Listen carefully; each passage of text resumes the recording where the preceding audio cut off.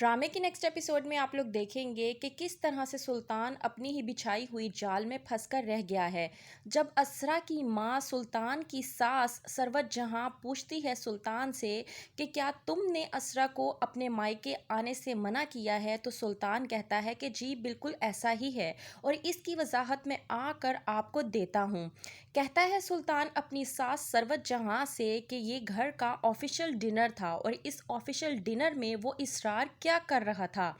इस बात पर सरवत जहाँ अपने दामाद सुल्तान को जवाब देते हुए कहती है कि जैसे डिनर ऑफिशियल था बिल्कुल उसी तरह से इसरार भी ऑफिशियली इनवाइटेड था, लेकिन तुम मेरी बात का अब एक जवाब दो। सुल्तान अपनी सास सरवत जहाँ की इस बात पर उसे जवाब देते हुए कहता है कि आप मुझसे कोई भी बात पूछ सकती हैं, मैं आपको आपकी तमाम तर बातों का जवाब दूंगा।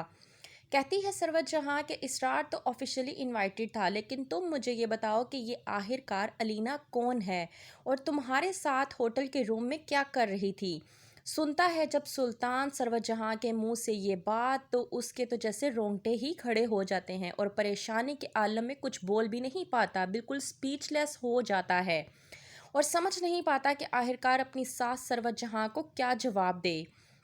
कहता है सुल्तान अपनी बीवी असरा से कि मैं सोच भी नहीं सकता था कि तुम इतनी गिरी हुई हो सकती हो। कहती है असरा सुल्तान से कि मैंने ऐसा क्या कर दिया जिसकी बिना पर आप मुझे इस तरह की बातें सुना रहे हैं। सुल्तान को आता है बेहद गुस्सा और वो असरा से कहता है कि मुझे अगर मालूम होता कि ये सब कुछ होने वाला है तो मैं तुम्हें कभी भी अपने मायके ना लेके जाता। और दूसरी बात ये कि वो लोग हैं कौन, तुम्हारा उनके साथ आखिरकार ऐसा क्या रिश्ता है जो वो तुम्हारी तारीफ के पुल बांटी जा रहे थे।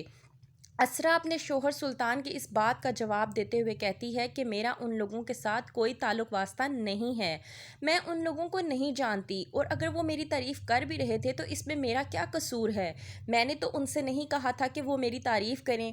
कहता है सुल्तान कि तुम जो कुछ भी कह रही हो मैं बहुत अच्छे तरीके से समझ रहा हूँ, लेकिन एक बात याद रखो, तुम्हारा उनके साथ कोई रिश्ता था या नहीं था, लेकिन अब उनसे तुम्हारा कोई भी रिश्ता नहीं होगा क्योंकि मैं तुम्हारे तमाम तर एक्सेस ब्लॉक कर दूंगा, तुम्हारे मायके भी जाना बंद करवा दूंगा। असरा खामोशी से सुल्तान की ये बात सुनती है और कोई जवाब नहीं देती क्योंकि वो जानती है कि सुल्तान के साथ बहस करना फजूल है, क्योंकि सुल्तान वही करता है जो वो करना चाहता है।